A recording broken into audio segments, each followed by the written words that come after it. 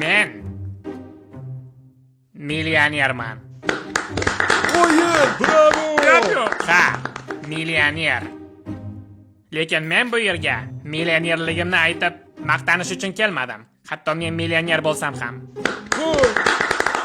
Menda Ferrari, Lamborghini, hatto Rolls-Royce ham bor.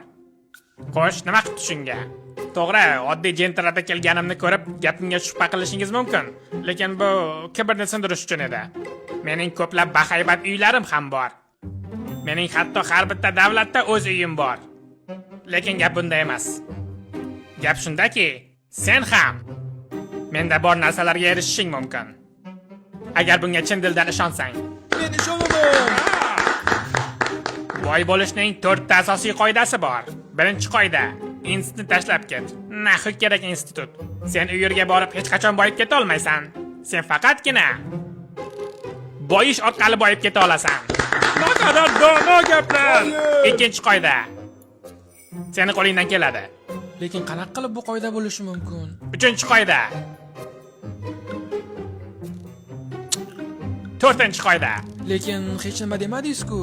yeb ich uxla va boy bo'l. Nomli pullik kursimni sotib olasizlar. Ataga $2000 ga. Ataga?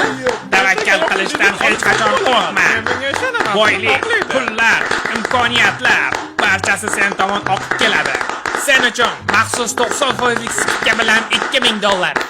Bunday imkoniyatni qo'ldan boy berma.